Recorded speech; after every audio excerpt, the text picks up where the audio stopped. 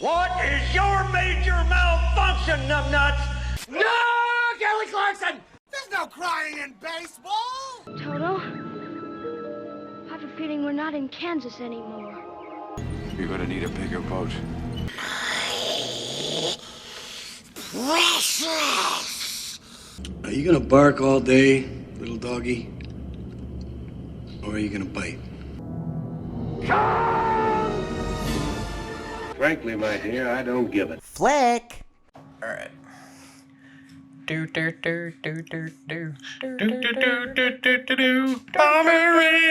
Bomberine, take my hand.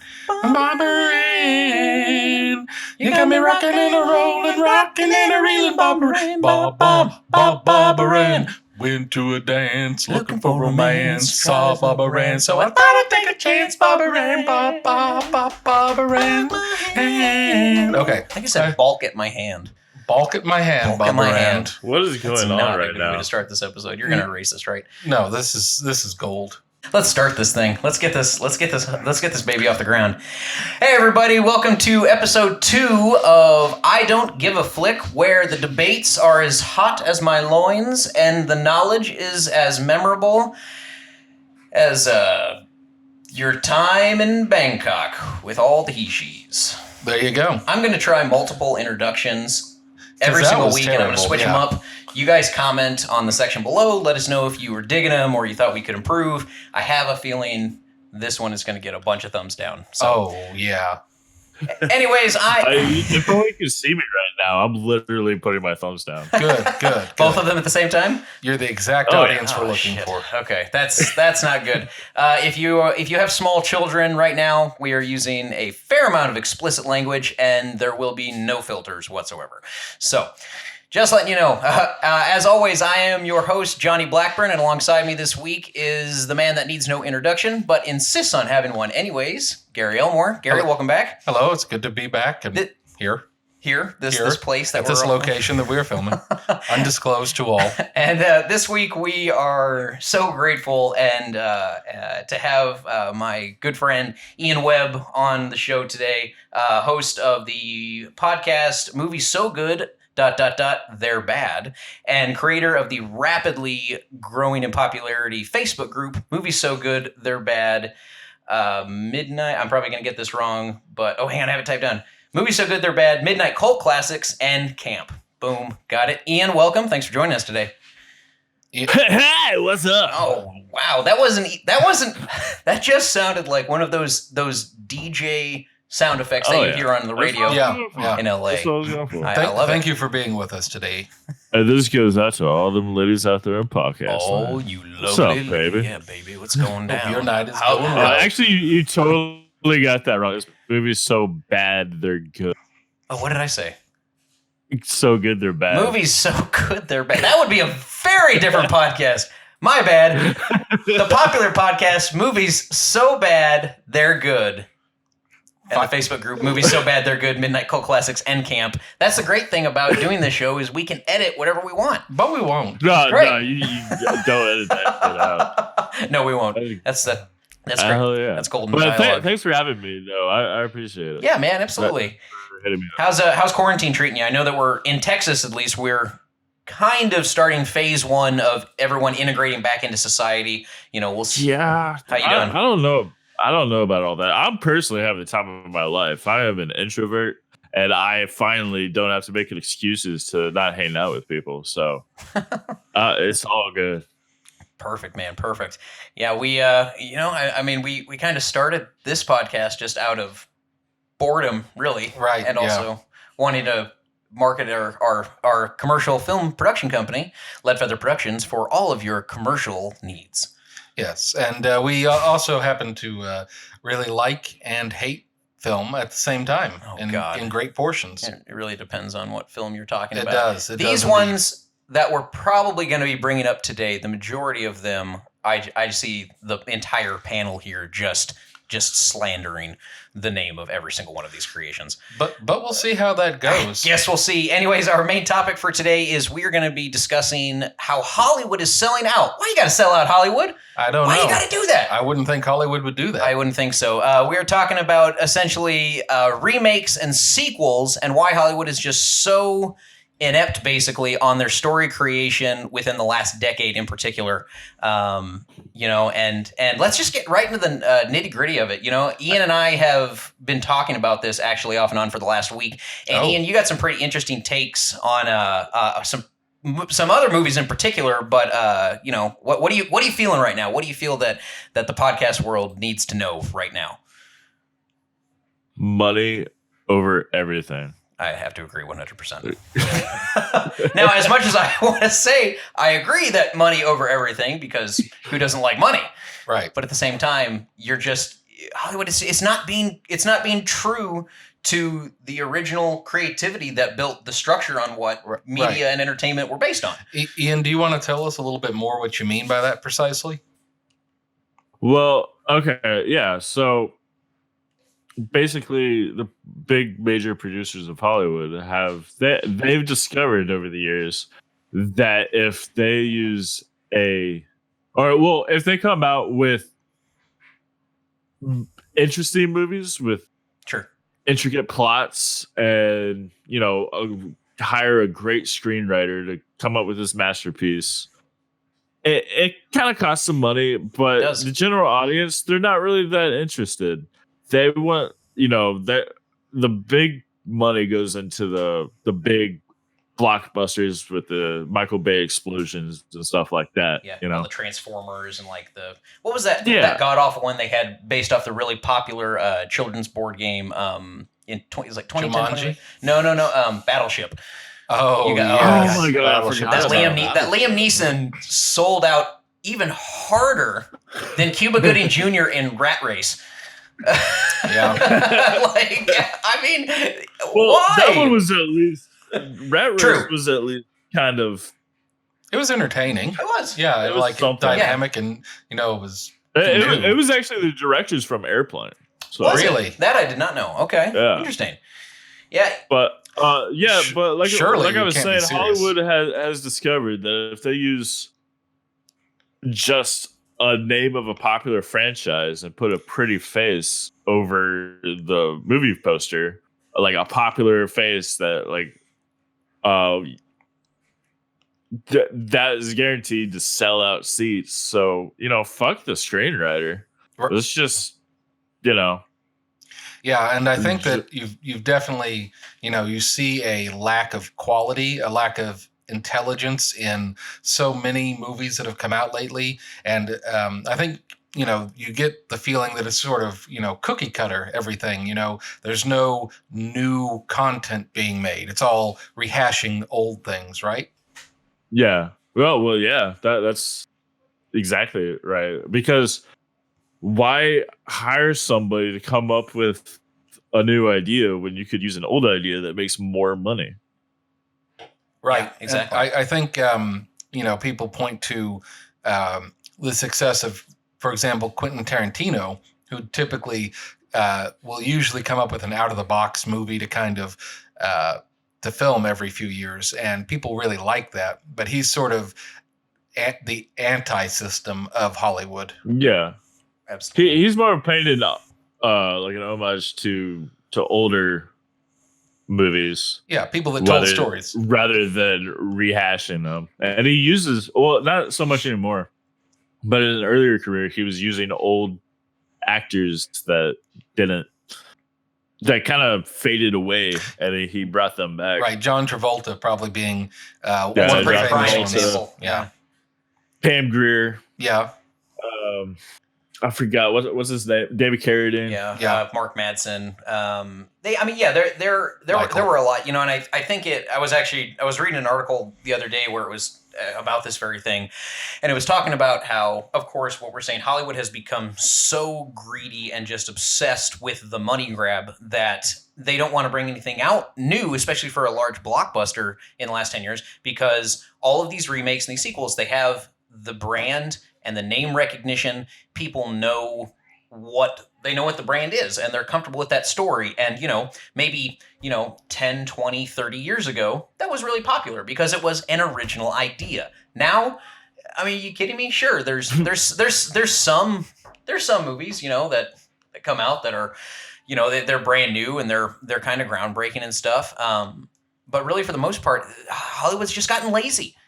Yeah, pretty much the actual original ones are the Marvel movies that aren't even original, right? But they're based off the comics, kind of original. Now I would say that I wouldn't necessarily say Hollywood has gotten lazy. I think they've gotten safe because real cautious. The budgets for the movies nowadays are just so astronomical. Yeah. I mean, the average Hollywood movie today costs $350 million. Right. And if you're and then you have to figure on an additional 3 times that for advertising for a major blockbuster. So just right out the gate, you're looking at $1 billion that this thing cost you. So you can't really take a chance on something that wouldn't be great. But that's what made movies groundbreaking and, so enticing to the imagination of audiences everywhere decades ago.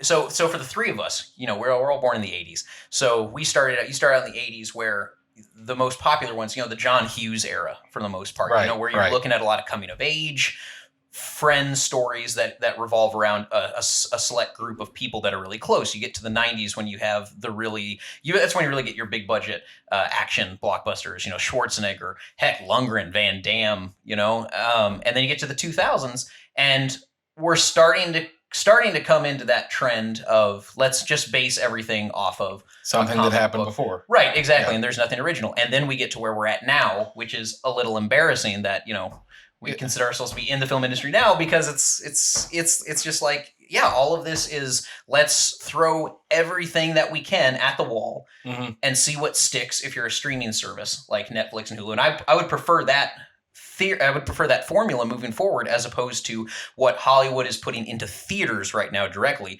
And I think that's one of the big reasons why a lot of, the CEOs of AMC, Alamo, Regal, Cinemark, stuff like that are really worried about the theater experience going under because people aren't coming out to the theaters as much because the ideas for the stories that are being put in front of them just aren't that original and they've already seen it before.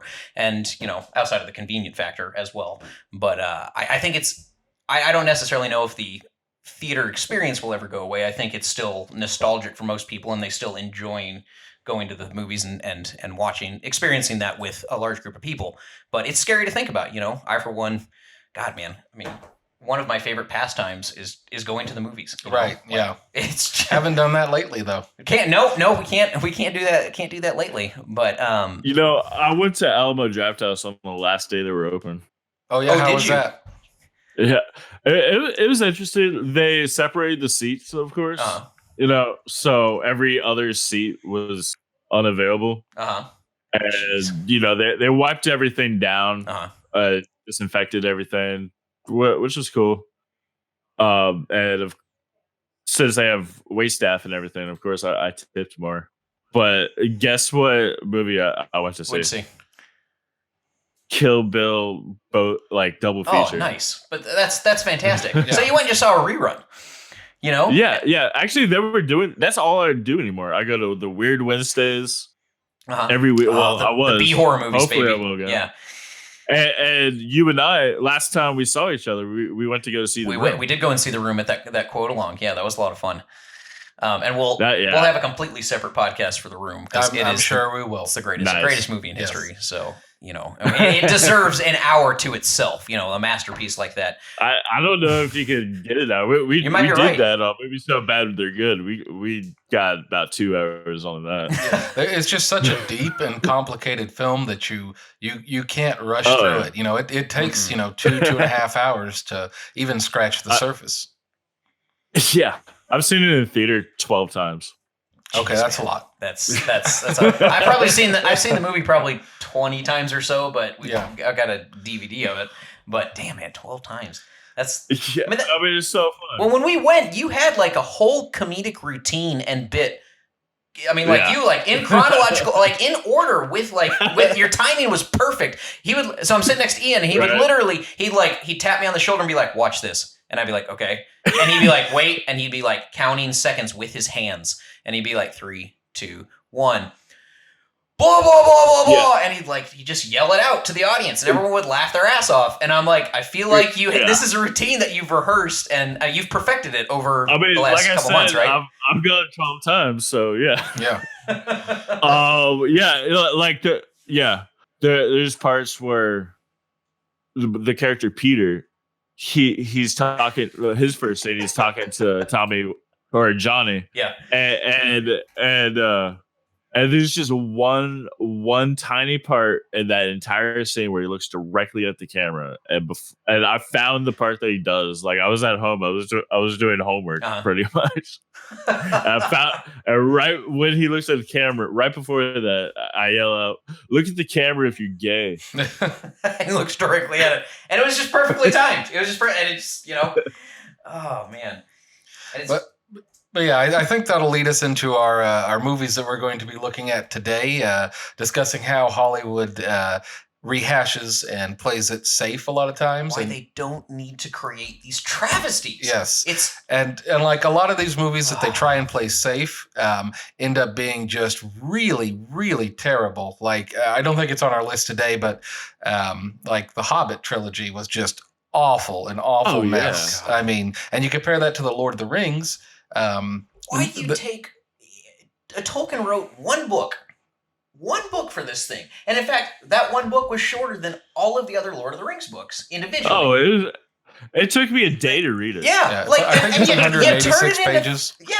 Three fucking movies. Yeah, for what? Just to get more cash. Yeah, I think that was forced on him. That's exactly the reason. Yeah.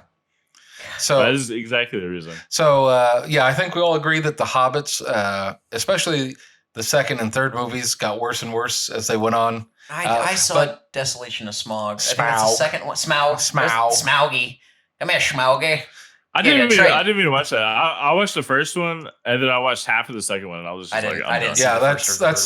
Yeah. You just watch the 1973, the cartoon 76 version fantastic. of it. That's all you need. It's perfectly done. It really was good. So, Johnny, what are we talking about here today? Oh man. Well, I wanted to start off with one in particular that Ian was. I mean, he was adamantly against the creation of this sequel to what I consider to be an American sci-fi action classic, Independence Day. Independence Day. Was it Resurgence? Resurrection? Resurgence. Yeah, that's right. There it is. Yeah, man. So, or I'm sorry. It's Independence Day Resuckance.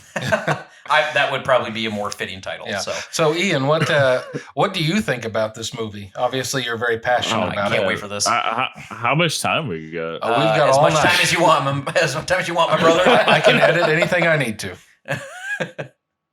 What shit? Well, yeah, first of all, this movie came out, 20 years ago? Or 20 years from the time that the sequel came out? Yeah, I think like 3 or 4 late years 90s. ago.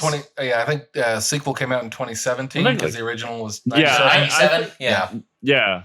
So they were like, pretty much the producers are just sitting around a table. It's like, I wonder what movie came out 20 years ago. Oh, shit, Independence Day. Yeah, oh, fuck yeah, let's do that. Yeah. And so it's like, okay, so... Let's just make the same movie again, but with different characters. Without its main star that brought in hundreds of millions of dollars just by his name recognition, and it created his entire. Yeah, it launched. It was one of the movies that launched Will Smith's career. That's for. There's no argument there. That's absolutely for sure. Gary, you're a gigantic fan of the original. I do like the original. Yeah. Yes. And what was your favorite portion about it? What made it so iconic to the 90s for you? Like that type of field movie? I think it just had a very, grandiose and in a lot of respects ridiculous aspect to it, just in the way a lot of the characters were done. And they also, it was one of the last movies I think that really did a really good job of special effects that were not CGI, because you had the models that were exploding for the Empire State Building, the White House. So you had that was iconic. Yeah, I mean you had a lot of really interesting aspects of the movie, that were kind of the end of that era of filmmaking that required physical talent rather than just doing everything on a computer. Right. Yeah, I mean, you're talking about just everybody from the hair and makeup artists to the special effects artists Right. to the people. And what's funny now is the teams for all of those special effects and all of the makeup and the people that built the sets and the ships and stuff like that. The teams back then were much larger. Right. They employed more people, and now because of CGI, those teams have shrunk, and there's less jobs too. So, I mean, it's clearly showing once again. Hollywood producers, in particular, the studios, they care more about their top dollar than they do at the bottom line with the actual people that help make those films. The people's names that were. I'm not going to sit after the end of the movie unless it's a Marvel film, to see the credits for the 500 plus crew that there was. So, Ian, for somebody that was, so fixated on how much they hated this, where would you say this movie started to go wrong? Was it in the first 5 seconds? Was it in the first before it started? Well, what do you think? Let's see. I wanted to rewatch it just so I could, turn on my hate recorder, just so I could study it for this, but I really didn't want to. So I don't remember. I do remember that the first scene was very similar to the first scene in the first movie, right? Where it's like they're in a space shuttle or something, and they're listening to REM or something. And it's like, remember in the first movie? Remember that? Wasn't that cool? Back in my day, you could see a good movie for a nickel. Right, yeah. Maybe not that far back. No, it's like, remember when this happened? And then, the spaceship shows up. Remember in the first movie when that happened? Yeah. Well, here it is again. Because I think and it's like, it's the exact same movie again, but a much, much, much, much, much shittier script. Yeah, because I think the first one opens with the moon, where it's got the plaque that the Apollo mission left on it, and then the shadow covers it, and you see it's an alien spaceship. Or am I thinking Mars Attacks? I think that's Independence Day, and that was new and exciting. But did this story Resurgence really drive any narrative that needed to be told? I mean, was it a movie that needed to be made? I don't think so. No. Yeah. And, what really bothered me though was in the script. I mean, the script was just terrible. Oh, I mean, they did not try.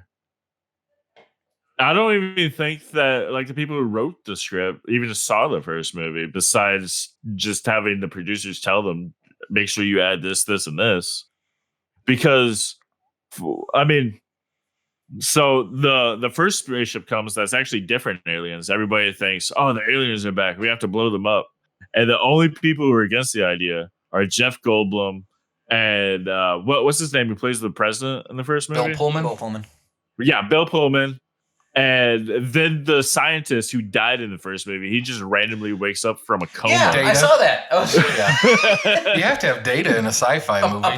Apparently, yeah. Yeah. Well, yeah, Data. So, he died in the first one. So they're like, well, we want to bring him back because he's a star. He was in the first movie, so we have to bring him back because that way we can sell tickets. How can we do it? He's dead. We can't do it. I got it. He was in a coma. Yeah. At least it wasn't like twin brother or something. Oh God, yeah. They took his brain and put it into the body of somebody else or something. And then he wakes up from his coma immediately, very convenient timing.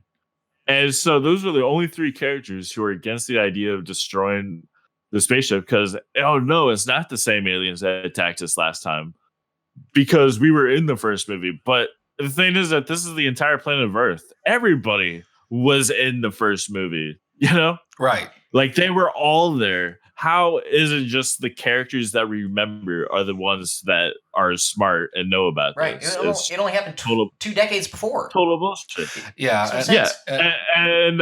and yeah, Bill Pullman, he was the amazing president, that everybody hated in the beginning. Then he pulled through and made that amazing speech, and then he's pretty much the hero. In this movie, he's just like some crazy old man that everybody doesn't give a fuck about. He's just thinking, no, I was there last time. These aren't the aliens. And everyone's just like, shut the fuck up, old man. When you come across a film like this that was just so iconic, and it was such an integral part of how film had grown to that level in the 90s, like Independence Day. I mean, that's on the level of what else could be comparable? Fight Club, and God, I don't know. They didn't really have a lot of big movies in the 90s, so it's hard to tell. Shut up. I don't know, Fugitive, stuff like that, big action movies like that.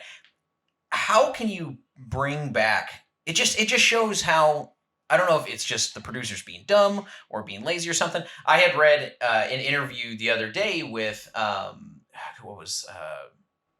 Roland Emmerich, who was one of the producers and directors of this one. And he had said that they couldn't bring Will Smith back outside of just being too expensive, but because he was a marquee name, and that would have been too much. What does that even mean? Where the hell do you get off for one of the most iconic sci-fi action movies of all time, and you don't want to bring back the guy who made it because he's too much of a marquee name? We made this movie so we could make a lot more money because it was so popular back in the day. But we don't want to make too much money. Who in the history of humankind has ever said that? Fucking no one. It's ridiculous. It shows the brains at the top. They're not thinking about it.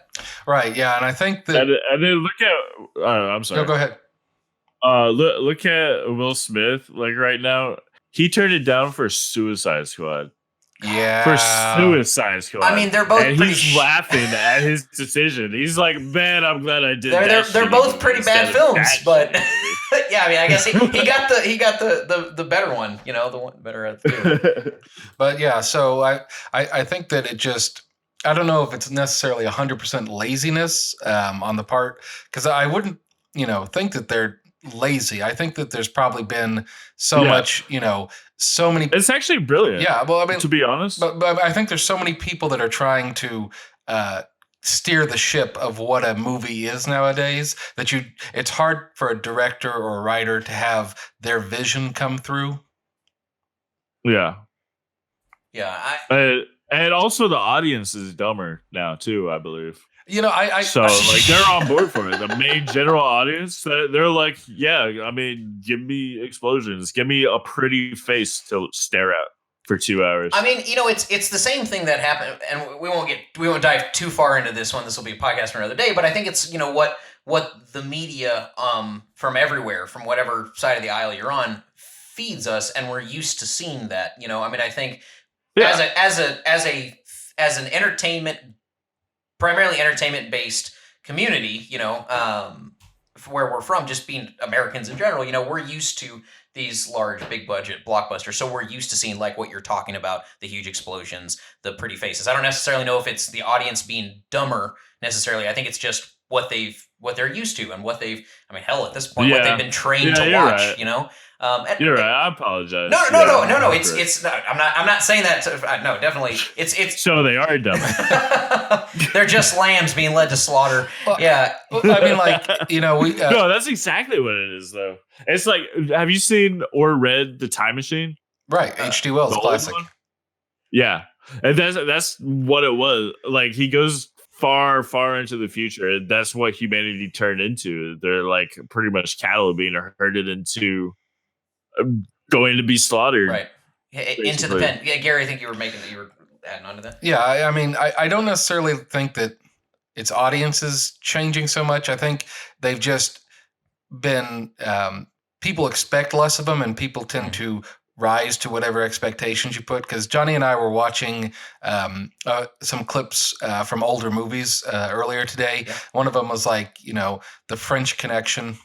which is early 70s, Gene Hackman. And just the way that movie's filmed and the style, like, it doesn't have, a lot of background music to distract you. It's only got like the real nitty gritty, which goes along well with what, that movie was trying to make. But today they wouldn't make that movie at all like they made it back then, even if they were trying to make it, take place at the same time. It would be completely done differently, and I think that those types of films have changed people's perceptions on how they see movies. Right. And I think, today, in today's day and age, you would see something like The French Connection to be a mix of, like a Fast and the Furious and Equalizer or something. Yeah, which aren't horrible movies in their own right. I mean, if you like that, if you're in that type of mood for that genre, sure, it's great. But I think we can all agree that from a story, character, plot-based area, the formula for movies today has just become formulaic. It's just become, dulled down, really. And I don't think it needs to be. I think, and so you keep saying that you don't think, Gary, you've been saying that you don't think it's laziness. I do agree with you that the cautionary portion of that is evident, I think, the writing's on the wall. They definitely, they want making money is always at the top of a producer's mind, for sure. I mean, we can attest to that. But I think that it almost is a laziness portion at this point. And I don't know, because I'm not a producer in a major studio in Hollywood, so I don't know if screenwriters are coming to me with just horrible ideas, or maybe I'm not even searching for that. Yeah. But it just feels like it is partially a lot of laziness, actually, because... Yeah. Go ahead. Oh, I'm sorry. No. But yeah, no, I completely agree with you. It's actually, it depends on the person. The audience is lazier. Like that, they don't really want to think That's true. about it. They just want the visuals. The producers, they realize this. I mean, the producers are actually very smart. And not lazy at all. They've come up with this brilliant formula of, okay, we know what the audience wants, so we're going to deliver it to them. Right. There's this small minority of audience that doesn't want that, but who cares? They're probably going to pay to see the movie anyways, and then complain about it. I don't care if they complain about it. They're still giving us money. Yeah. So then find the lazy script writer, and who will probably write a script for less money than the good script writer. Probably. Yeah. So we don't have to spend as much money on it. Yeah. Then hire somebody who is very popular and famous, and then just put those two together, and then you have just a huge blockbuster that everybody's gonna watch. And I think that, regardless of if they hate it or not. Yeah, I think that may also be one of the issues that I know I have with movies, is the movies used to be okay appealing to just a group of people, and that was fine. Yeah, but nowadays it seems like movies try and appeal to as broad an audience as possible. And when you broaden it out so much, it really makes it shallow. Like if you think about, like, and we'll probably do another podcast on the PG-13 rating, but like if you think about doing a movie like Commando or First Blood or Die Hard, Conan the Barbarian. Yeah, if you try to do that as like a PG-13 movie to increase the size of your potential audience, those movies would have been horrible. That's one of the reasons that I really liked the Joker movie that came out last year, because I could have absolutely seen that trying to go the PG-13 route and losing the character of the movie. Losing millions of dollars in the process. Yeah, the Joker movie was actually the most profitable superhero movie made. I think that's a fact, actually. Yeah. I think that's true.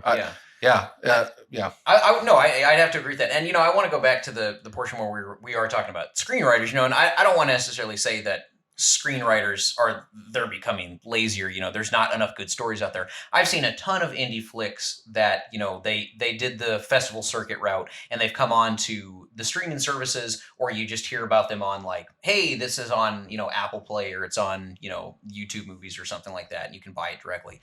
And you see some real gems in there where the quality of the filming and the lighting and, costumes and all the, intangibles aren't super high, but the story is so solid that you're engrossed no matter who's playing the part. It doesn't need to be an A-list star. So I think, yeah, I mean, people in the film industry, I mean, we know, that we need to eat, we need to pay our bills. And if those types of scripts are being in high demand from the producers, that's the type of script we're going to write. So it's kind of a double-edged sword. It's like, do you want to do your creative work and, barely make a living, or do you want to do this crap that's being, shoveled out in droves and make it big if you have a family? So and it seems like it's just become so much of a factory, really, making movies. Like it's an assembly line. Yeah, it's no longer an art form for a lot of the movies that are made. It's just a big factory because they're like, we know we have to have an A plot and a B plot and a C plot, and this is the arc we got to have. And there's just so many of the major movies that are like that. And I'm not saying that Hollywood has never done that before. Hollywood's always done that, but it just seems like those are becoming much more of the prevalent movies that are being put out there. Absolutely. So let's move on from Independence Day, because that's what we're talking about, right? Yeah. I think that we the few 2 or 3 minutes we actually talked about the movie was enough. It was a travesty. I think we can all agree. So another one that most people actually may not have seen, maybe heard of, but Netflix came out with a remake of the popular anime series Death Note. A couple of years ago. Oh, shit. Yeah. And Ian and I were chatting about that one. My opinion on that one, Ian, I'm going to digress and I'll let you go first. Oh, yeah, go ahead. But, the only thing I liked about that movie was the design of the Angel of Death and Willem Dafoe playing the part. That creeped me out, made the hairs on the back of my neck stand up. Other than that, I could barely tell you, the names of any characters. Who did you tell me when we were talking about that? I did say William H. Macy initially, and that would really change. That would change the complexity of that entire story just by hearing. Yeah, we were talking about that. You said William H. Macy. You didn't even realize it. Yeah, I just kept talking. Just listening to you. I was like, wait a minute, what?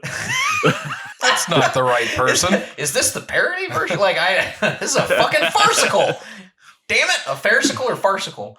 Depends on what part of the country. Yeah, I guess so. Fair so you liked William Dafoe? He was the only part, man. He was the only part that I even paid attention to. So did you watch? Are you familiar with the original, the written series and the anime series, or?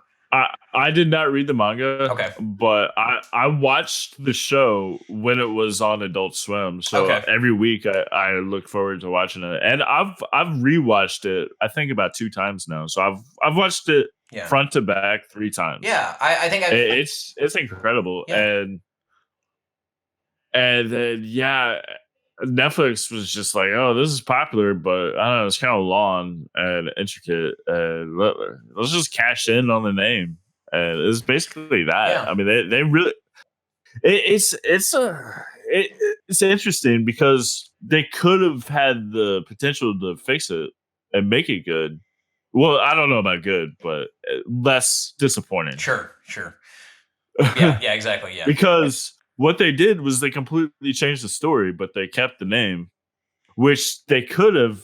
I mean, they kept the name, they kept the characters' names, but the story was very different from the story in the anime. What was so different about it?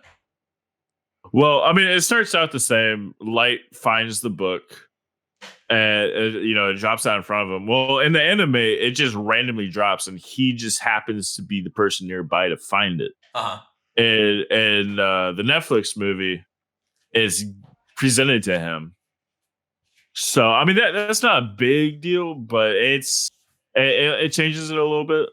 It kind of turns into like a fate kind of thing, which the anime is not about. It's really just like chances. And then the character of Light is a completely different character from the anime. In the anime, he's this brilliant, super popular high school kid. He's top of the class, making the best grades. He's also everybody's friend. He's got a girlfriend. Everybody loves him. But he has this idea to create this perfect utopia using the Death Note.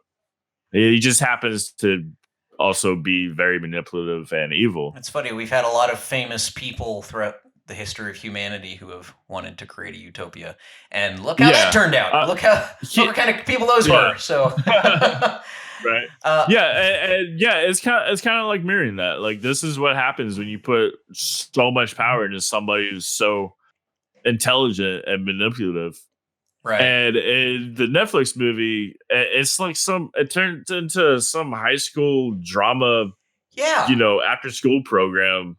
It seemed where he's an outcast, he's a dumbass, nobody likes him, he's being bullied, and it's like, first of all, that's a completely different character, and then he uses his powers pretty much to get laid, pretty much. Yeah. He's not trying to create a utopia. He finds this girl who finds out about it, and then there's a whole montage of them killing people while making out.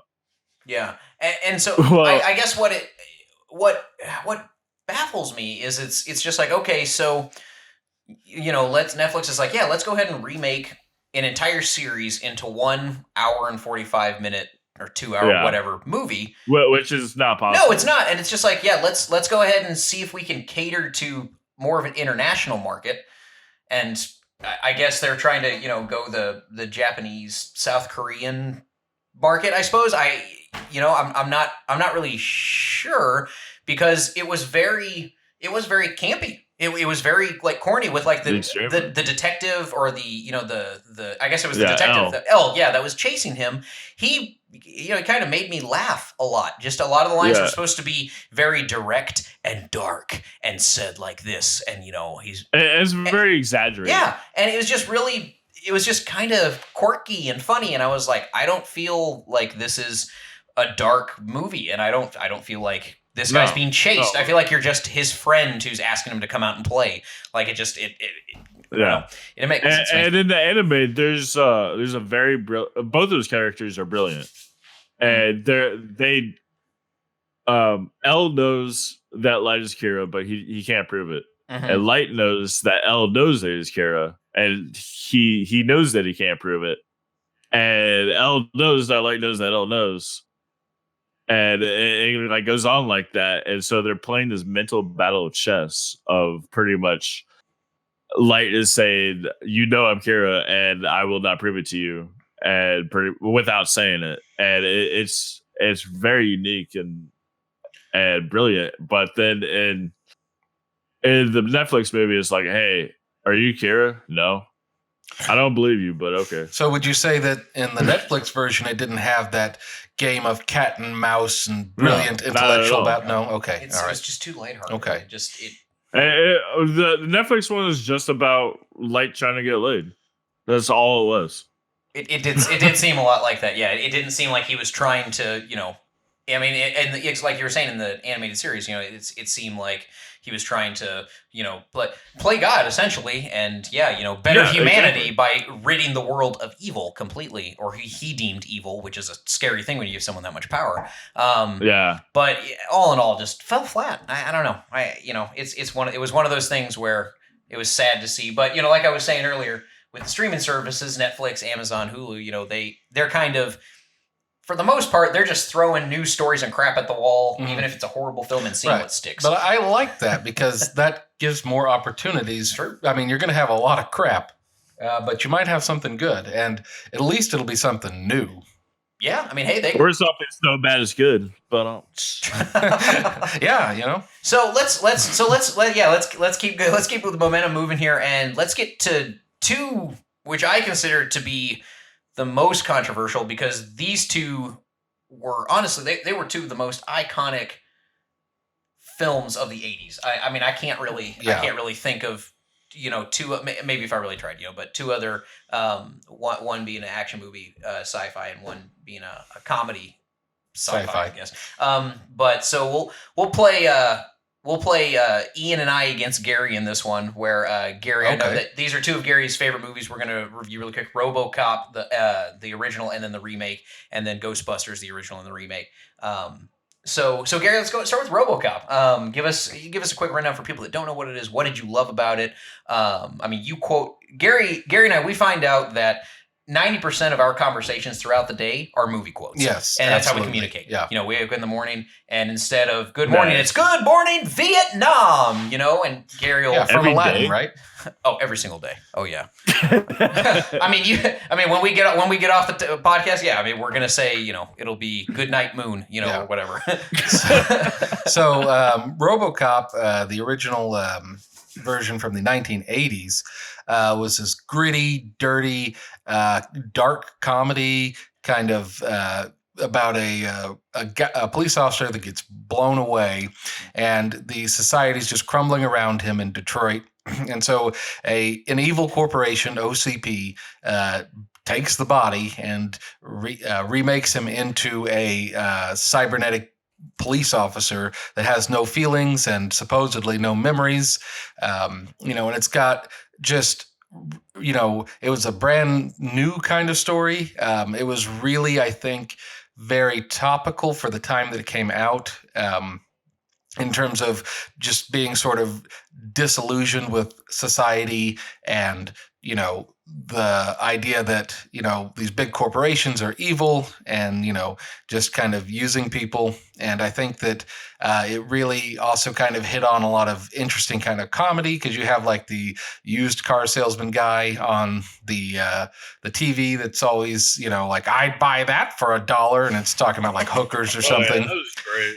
And then you've got like just like sort of this more subtle humor, like when they're all the executives are in the bathroom at OCP, and this one guy's talking shit about the president, and like everybody else in the bathroom knows that he's actually in the stall next to him, and so they all kind of just quickly leave, and then, you know, so you have a lot of subtle, funny humor that I think hit really well, and definitely this is not a film that was targeted towards everyone, because you know, Sure. Younger people should not see RoboCop.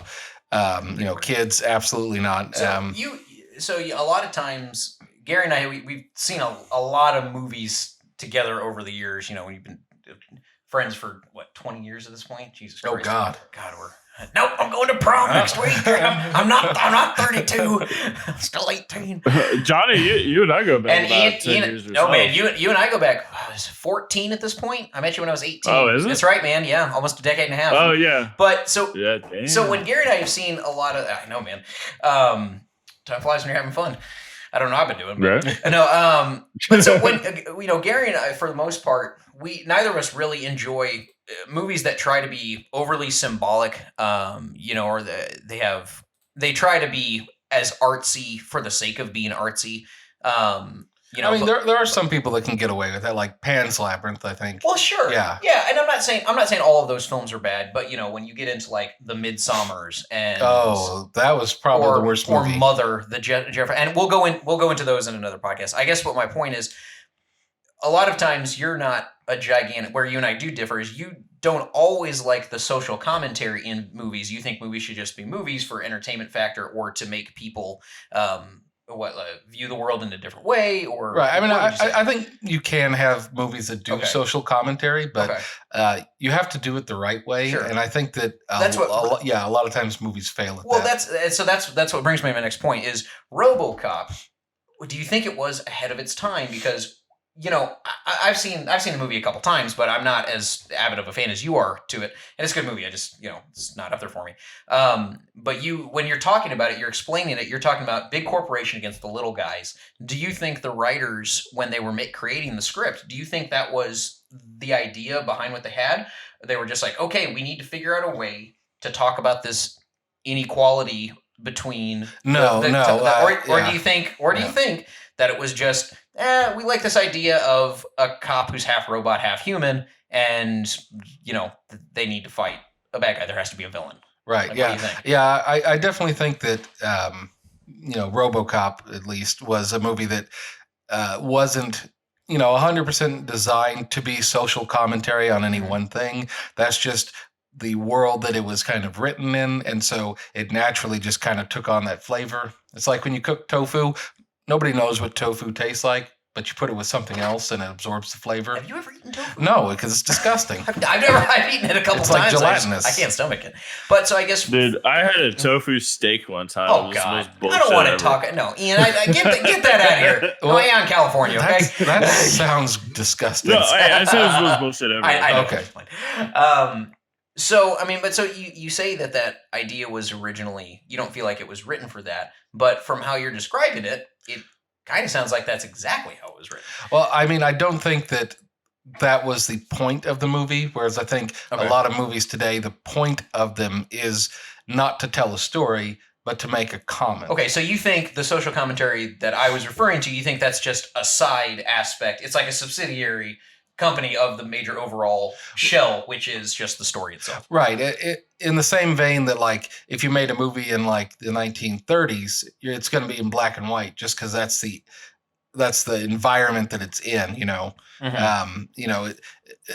RoboCop, the one from the 80s, that was just the environment that, you know, people were in, and they were kind of talking a little bit about the future, but that was where you know, people were at that time. Sure. Yeah, and it was based in Detroit, if I remember correctly. Yes, Is that accurate? absolutely. Okay. Yeah. So that's going to segue into, for Ian and I here, for the remake that came out in 2014. I do know for a fact in that one, I made the mistake of taking a friend of mine for their birthday to see this movie, and we were excited. What a shitty friend, dude. Why I know. would you do that? And you want to know the funny thing is, we actually don't talk right now. I don't know if it has anything to do with that, but yeah, he doesn't talk to me anymore. Maybe it's because he's just like, this guy's a fucking dick. He took me to see RoboCop. Took me to see the remake of 2014.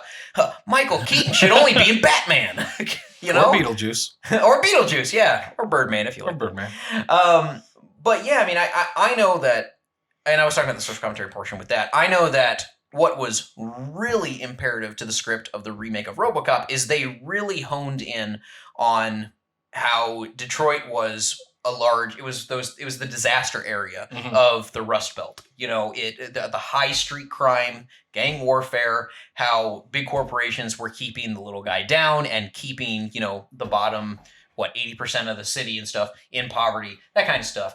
And I personally, and I don't know about you, I'm with you on that one. I think the reason this one didn't hit home for me, outside of a myriad of things, it pushed the social portion too hard. It's and too didactic. It did. Yeah. It really was didactic, Yeah. and it didn't concentrate on the entertainment value enough. I think for movies to hit home, for people to really grasp and understand it and realize, you know, hey, this is a problem. This is something maybe I should look into. Maybe I should change something about myself. I don't know. Teach their own. But I think it needs to be more balanced. And this one was very heavy-handed. And it just kind of not that kind of stuff is important. It just, from a moviegoer standpoint, you know me, I look at film, I have my checklist of, you know, this is good, you know, how's the lighting, how's the composition, how's the coloring, how's the cinematography in tune with where the story's currently going, you know, that kind of stuff. It kind of put me to sleep. So I don't know, Ian, what did you think? You did see the remake, is that correct? Yeah, I did. When it came out, I don't really remember it very well, to be honest. But I remember, well, I probably wasn't paying much attention, but I didn't mind it. I really have no feelings about it one way or the other. Like it definitely wasn't great. Yeah. Or good. But I didn't really think it was necessarily bad either. Well, I just don't care. So yeah, and that's really and truly, yeah. Should you care for that movie? No. I mean, the remake really and truly, it took everything that Gary claimed and stated was good and fantastic about the first one, was just not evident in the second one. There was no lighthearted comedy. Yeah. There was no. It was just all boom. Here are these issues in your face, and it's not entertaining to watch. Yeah. Like, it's a bad thing that I have to say that I don't care about it. Well, I mean that's sad. Yeah, I mean, I hated it is one thing, but I don't care about it is another thing. But neither of those are good. Right. So, and I think that it's competent enough that it's not. It wouldn't qualify to be on, you know, movies so bad they're good, but No, No, it's, it's not it's good. like a 4. You know, it's like Rotten this Tomatoes isn't- gave it a 48%. Did you realize that? I did not. 48? That should be in the 20s, man. That should be worse than The Witch or the Vavitch. the Vivitch, whatever. Anywho, so on to the last one here. We're running out of time, so we're gonna move on here to Ghostbusters. Okay, Ghostbusters. I think if you haven't, That's a really infamous one. it is, and especially it's one that not only the first one wasn't only amazing and catchy and trendy for the time, but the second one was too. And how rare is that for a sequel to be as good, if not better, than the first? Gary, what do you think? That was one of your favorite movies of all time. Yeah, isn't it? I mean, you've got that, and you've got like Star Wars and The Godfather. I mean, Godfather there's too. not I a was whole just lot expecting of Godfather trilogies too. like that, But yeah, Ghostbusters, I've probably seen that movie like 500 times. I used to watch that almost like every other day You when can I was a quote kid. the entire movie. Yeah, Gary, and- I was sitting in the living room the other day. Gary and I were roommates a while back there, and Still are. And Ghostbusters was playing on TV, and I'm literally just sitting there. I've seen it, 3 or 4 times, and Gary's just sitting there quoting the entire thing Right. under his breath, and I'm like, "What are you doing?" And he's like, "What?" And I'm like, "What are you doing? Are you quoting you just quoted the last scene for like the last 5 minutes?" And he's like, "It's second nature, I guess. I don't know. I've seen it so many times; it's ingrained." But yeah, I mean the way that movie was done, it flowed very naturally, and came together really well, and told the story that it needed to tell. And comparing that to the 2016, I believe it was, remake, like that one was just sort of a big old gobbledygook mess that it didn't really have a direction, and a lot of that I kind of blame on the director of it, whose name escapes me, but he's a very sharp dresser. Of the original or the Of the remake of the 2016. Oh, Johnny, you can look that up, but like Yeah, I'm gonna look at- he just Paul Feig. There you go. Paul Feig, yeah.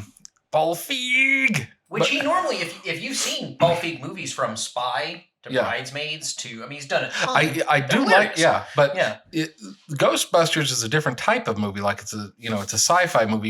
You need to have structure to it and a point to it. Whereas like Bridesmaids, you can do that more easily without having any guidance to it. But you really need to have guidance on a lot of different types of movies, and Ghostbusters would be one of those. Can you elaborate on? I want to hit this point. Can you elaborate on that? When you mean, so like for Bridesmaids, you say you don't need as much structure. Why is that, Right. as opposed to a sci-fi? Well, like if you've got Bridesmaids, it's the point and the charm of the movie is that it's people naturally kind of just acting in situations, so you can riff off each other and in a realistic environment. I yeah. see what you're And saying. whereas if you're talking about like a sci-fi movie, even if it's a loose sci-fi movie, because Ghostbusters certainly isn't hardcore science, but you've got to have consistency and the comedic element. Like there's just so much noise in that movie. It's a cacophony of sound that just never ends, and you can't ever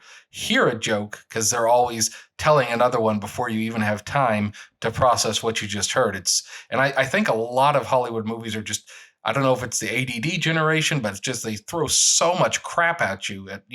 If you look at There were so many ghosts they were fighting. Yeah, and those scenes were actually kind of hard to watch because Yeah. it's just there's so much CGI going on. I'm like Yeah. racing around the screen. Where should I look? or the last Star Wars movie, Rise of Skywalker, they just had to put so much crap in there. You can't even really absorb what's going on or let a scene marinate. And so in Ghostbusters, you get all these undercooked scenes. Right. So, I guess the biggest thing for me with this one, I had no problem with them because the cast that they have, the Melissa McCarthy, Kristen Wiig, and then, even throwing Chris Hemsworth in there, and, it was a solid acting core, especially a solid comedic troupe, Oh yeah, absolutely. I actually had no issue with them. I would have had no issue with them, I'm trying to think the best way to explain it, continuing the trend.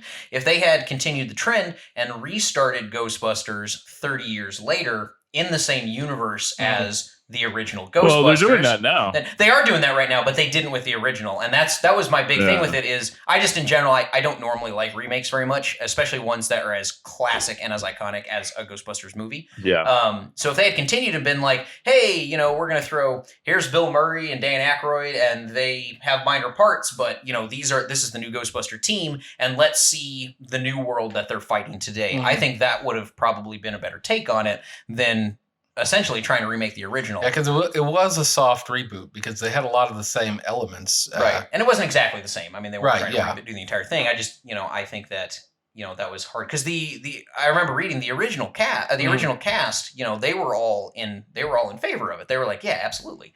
I guess for Bill Murray, he didn't want to do it. He had to make 3 Garfield movies. No. I mean, even the remake for the 2017 one, the entire cast was in on. Oh, were they? On the remake, yeah, in on remaking it with an all female cast and adding the actresses and actor that they did. So I think you're right. The big thing for me with that one, the reason why I felt let down by it, just because maybe I'm biased because I loved the first 2 so much. It was hard for me. to I really mean, like it's a bad movie. It's a badly done movie. And I think I do think the bias portion is a strong reasoning, but I do agree with you. I think that in particular they threw too much in there. In general, there were too many elements going into the story. It was a little confusing on where the main characters were going to end up on. Hey, is this going to turn into, could it be a sequel? Could it turn into a trilogy? Right. So I don't know, Ian. I don't know what you thought of it. I don't. What did I didn't watch it. You never saw it. Okay. No. Well, perfect. Good. Short and sweet. My kind of guy. All right. I'll tell you what. I watched the trailer and I was like, nope. Yeah, you're smarter than I am. Yeah, I tell you. You didn't really miss much. I actually, I had higher expectations, and that's my biggest problem. Is I'll go into movies sometimes with higher expectations than normal. I actually nowadays I used to read reviews ahead of time, and I would be like, no, I'm going to read what they say is negative and what's positive, and I'm going to go in and I'm going to come up with my own review. I'm going to come up with my own understanding of the film afterwards, and it just ruined it for me. So now, outside of the previews, I just have to go watch it, every single time. Yeah. But I think you're part of the problem, Johnny. I you're guess giving so. them money. I guess so. What am I doing? What am I doing here? Why am I in this business? I don't fucking know. But I think from the movies we talked about today, Sure. You kind of come up with 3 categories when you're talking about movies. You're saying one is, why was this movie made? Sure. When, like for Independence Day Resurgence, what was the point of making this movie? I don't know what it is. It's a cash grab. Yeah, that's it. It's money. It's money. And I mean, how you? Like I said at the very beginning, money over. You're right, and when you're right, man. Like if they had made it, if they had gotten Will Smith in and continued this, maybe.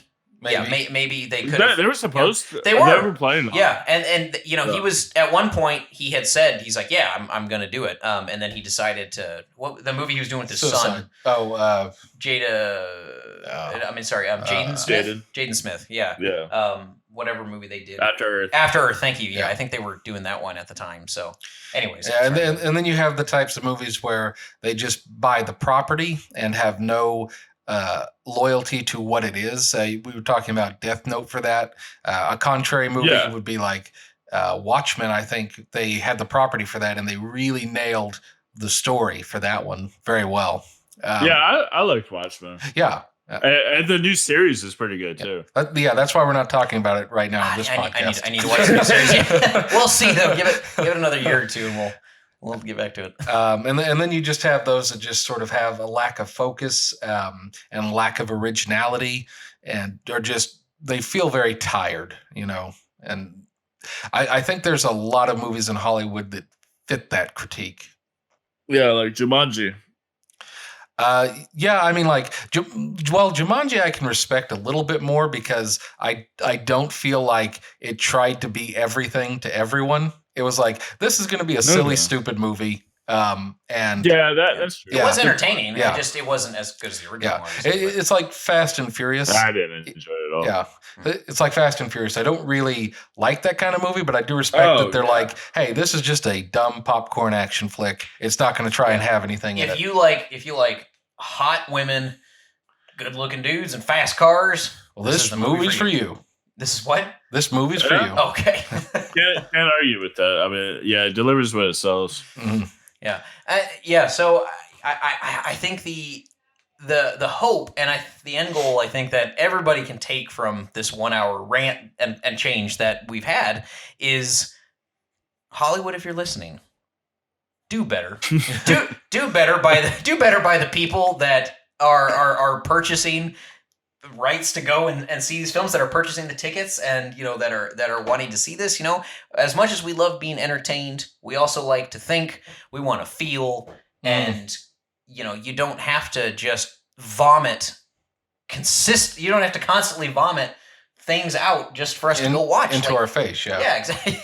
Take your time. It's okay. At every theater, I think there's usually there's anywhere from 10 to 15 movies out at one time. Mm-hmm. It's okay if there's 6 to 8 movies out at one time. I understand that the money is not there, and it's not as much that's coming in. But let's be a little less greedy, and let's focus a little bit more on the art form, because So let me ask you all this question to kind of close on. With this whole coronavirus outbreak, Hollywood has really, really taken a major hit, more than almost any other industry. One of them. Yeah. Do we think that in the coming months and years that we're going to see the trend that we've been seeing the last 5 or 10 years continue? Or do we think that we're going to see it sort of abate for maybe smaller movies to be made in, more independent studio houses? Or what do y'all think? I honestly would hope that we're seeing more films be made in more independent art houses and stuff like that, because you think about it, the only true, and you look at it, even I know that for a lot of people nowadays, the Oscars are not the telltale sign of what good filmmaking necessarily is. I still think a lot of the films, or especially this year, I thought this year was a really strong year. But if you look at, movies that I really loved, like Parasite and Bombshell, 1917 was fantastic as well. Mm-hmm. Those movies in particular Parasite and Bombshell, those ones were made on a smaller budget with a smaller production crew. And Bombshell, although had those A-list actors, Parasite is a perfect example. What you can do with basically 2 locations and a handful of no-name actors, but your script is solid, and there's a lot of moving pieces, and you can't really tell the outcomes of a lot later in movies. So I don't know. I hope that's kind of where it's going. Yeah. But I'm gonna have to agree. Yeah. I don't know. What do you guys think? That's just me. I mean, Ian? Yeah. Well, with all these streaming services, they're definitely going to take over for sure. And so pretty much the home theater is going to take over. So we won't have big blockbusters, but there'll be a lot more streaming, Amazon Prime and Netflix and whatnot. I agree with this. So, I agree with the streaming portion, that it's going to become even more prevalent than it currently is. But I don't know if it's ever going to go away. I feel like people really enjoy, because going to the movies is not just, you're not just going to see the newest releases. It's a bit of an experience, and it doesn't have to be 4D definitely. or 3D. It's the fact, seeing drive-through movies are going to start coming. And drive-through movies are already, you know what? It's funny. My Vanessa, my girlfriend, and I, who's another one of our producers at LeadFeather, we had actually tried to go see during the quarantine a couple times. We tried to go see Grease. We tried to go see Mean Girls and a couple other films at one of the drive-thrus down south, and it was sold out on a Monday night. Like, are you joking me? Damn. That's ridiculous. They weren't joking you. And granted, it's one of the only things to do, but still, like, I know it's always packed. Yeah. So I wouldn't you rather? I guess my favorite thing to use on this is would you rather see a horror movie, depending on the person, with 300 people and hearing their gasps and their screams and all that in a large theater, or would you rather watch it at home by yourself? I know for me personally, I enjoy the experience of how everyone else feels and then how it affects me. Definitely. So I would prefer in a theater. I completely agree with that. How about you, Gary? What do you think? Well, I think that theaters are going to continue to be around, and I think, people are saying like the handshake's dead, but it's, I think that's going to continue to be around because human beings are social creatures and we need that interaction with each other. I do think that the large studios are going to become fewer and more consolidated, and then you're going to get more small to mid-sized studios like Blumhouse. A24. So Blumhouse did The Invisible Man recently, which was a really, really excellently done movie. Did you see Invisible Man? I did not. It was a remake, but like they did it really well because there is a such thing as a good It waited longer though because unless some people are trying to compare it to like Hollow Man and stuff, and I'm like, it's supposed to be a remake of whatever the 60s 50s one, so that's many more decades apart from and it also it's a different story. Like it's not like.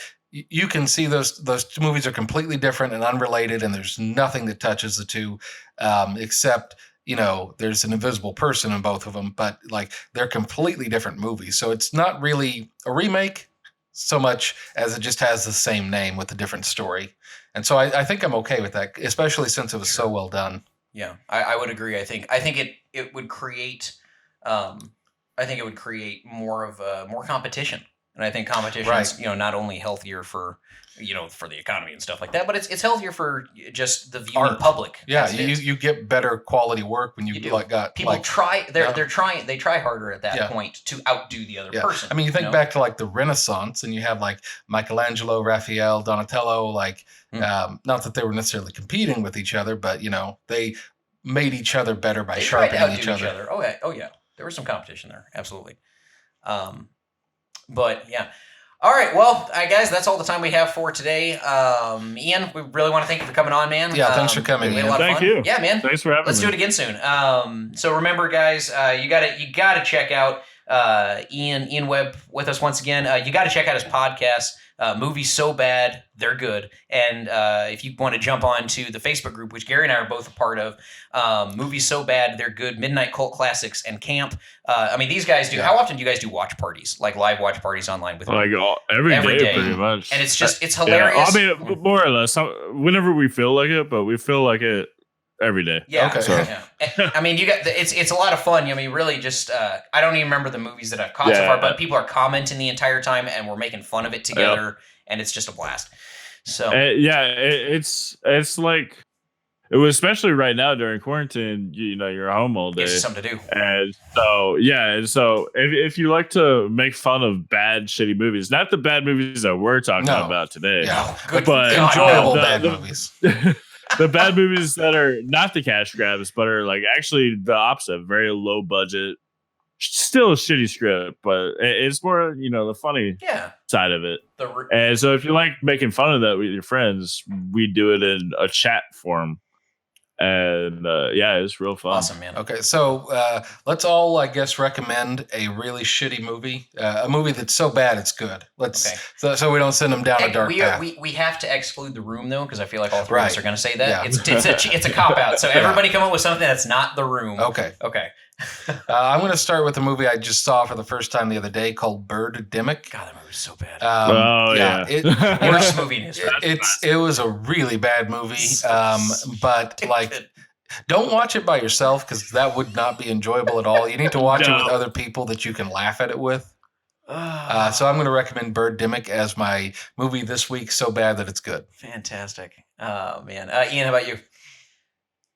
I'm gonna say the first movie that we discussed on the So Bad It's Good podcast. Also, it is if you go to the Facebook group, it's the main picture on the top page. Movie that is taken from a movie called Samurai Cop. Yes. Okay. Which is Yeah, I remember you told me about that. It's pretty much Lethal Weapon, but way, way, way cheaper.